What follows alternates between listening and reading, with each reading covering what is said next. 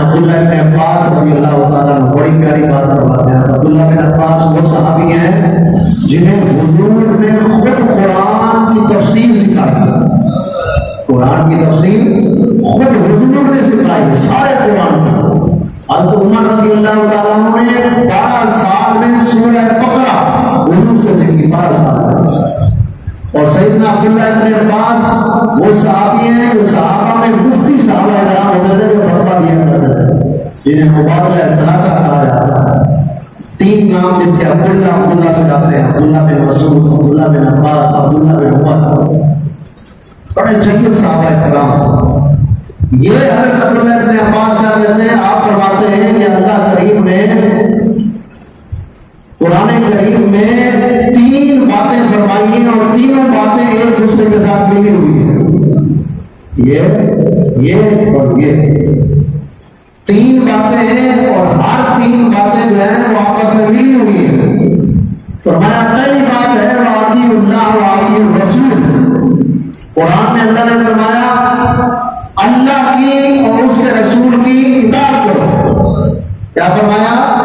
اللہ اور اس کے رسول کی اطاعت کرو. کیا مطلب؟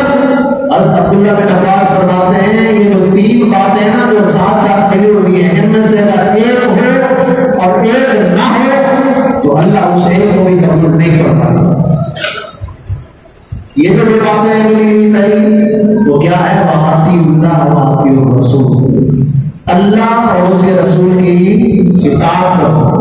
منافقین جو تھے نا حضور کے زمانے میں وہ کہتے ہیں ہم اللہ والے ہیں، اللہ کو مانتے ہیں، اللہ کو مانتے ہیں، لا الہ الا اللہ بھی پڑھتے تھے، کلمہ بھی پڑھتے تھے، مسجد بھی بنا ڈالی، اذان بھی دیتے تھے، لیکن حضور کو نہیں مانتے. حضور کو نہیں مانتے. تو ان کی جو الہیت جو اللہ کو ایک ماننا تھا توحید تھی ان کی، اس کو اللہ نے رد فرما دیا. کیوں؟ اس لیے کہ ان کے اندر اطاعت رسول نہیں تھی. میرے آقا حضرت رحمۃ اللہ تعالیٰ علیہ فرماتے ہیں خدا کا یہی ہے در. اللہ کی قسم اللہ کا جو در ہے وہ در مصطفیٰ ہے. آپ کو نیند آ رہی ہے یا آپ کی توجہ نہیں ہے؟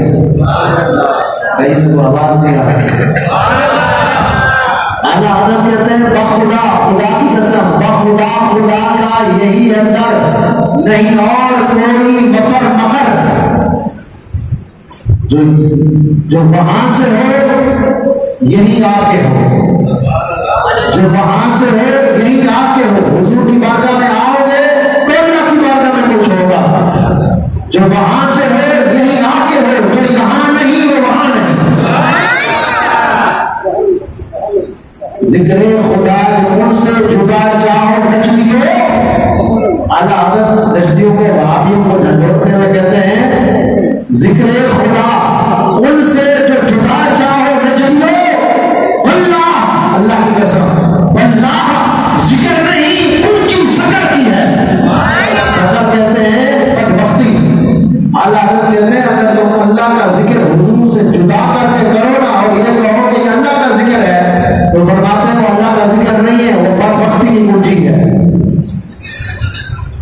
تو اطیعوا اللہ واطیعوا الرسول کا مطلب سمجھ آیا آپ کو؟ کہ 2 چیزیں ہیں ایک ساتھ. جب تک حضور کی اطاعت نہیں ہوگی اللہ کی اطاعت بھی قبول نہیں ہوگی. حضرت عبداللہ بن عباس رضی اللہ تعالیٰ عنہ صحابی رسول کہہ رہے ہیں کہ وہ باتیں ہیں 3 جو پہلی بات فرمائی اور دوسرا کیا فرمایا وَأَقِیمُوا الصَّلَاةَ وَآتُوا الزَّکَاةَ. یہ 2 باتیں ملی ہوئی ہیں. دوسری بات میں 2 باتیں کون سی ہیں؟ وَأَقِیمُوا الصَّلَاةَ وَآتُوا الزَّکَاةَ. نماز قائم کرو اور زکات دو. کیا بولا اللہ نے؟ کیا فرمایا؟ نماز قائم کرو اور زکات دو. عبداللہ بن عباس کہتے ہیں کوئی شخص نمازیں نہیں پڑھے ماتھے پہ سجدے کا نشان ہو جائے ماتھا رگڑ رگڑ کے کئی 100 سال اس کی زندگی ہو نمازیں خوب پڑھے بڑے سجدے کرے لیکن اگر اس پہ زکات فرض ہے اور وہ زکات نہیں دیتا تو اس کی نماز بھی قبول زکات کی اتنی اہمیت ہے. تو دوسری چیز جو ہے جو ایک کے ساتھ دوسری ملی ہوئی ہے وہ کیا ہے؟ نماز اور زکات. یہ وہ چیز ہے جو ایک کے ساتھ دوسری ملی ہوئی ہے، ایک کے بغیر دوسری قبول نہیں ہوتی. اور جو تیسری صحابی رسول فرما رہے ہیں انشکر لی والوالدیک، اللہ نے فرمایا اے بندے میرا شکر ادا کر اور والدین کا شکر ادا کر. جس کو سمجھ آئیے نا سبحان اللہ، جس کے دماغ میں نیند چاہیے وہ بھلے سوتا ہے. کیا ہے؟ اللہ نے فرمایا میرا شکر ادا کر پہلی بات، اور دوسری کیا فرمائی؟ والدین کا شکر ادا کر. اب آپ کو نتیجہ سمجھ آ گیا پچھلی دو آیتیں سن کے کہ جہاں اللہ کی اطاعت ہے رسول کی اطاعت نہ ہے وہ اطاعت قبول نہیں. جہاں نماز ہے زکات فرض ہونے پہ زکات نہ دے نماز قبول نہیں. صحابی رسول کا فتویٰ ہے جہاں اللہ کا شکر ادا کرے، بات بات پہ رب کا شکر ادا کرے، سجدہ شکر بھی کرے، شکر کے ناخن بھی پڑے، شکر کر کے اپنے اس کی زبان تھک جائے کس جائے، لیکن والدین کا شکر گزار نہیں ہے، والدین کو ستاتا ہے، تکلیف دیتا ہے. صحابی رسول کا فتویٰ ہے اس کا اللہ کا شکر کرنا بھی قبول نہیں. تو پتہ چلا کہ ماں باپ کا شکر کرنا کتنی اہمیت رکھتا ہے.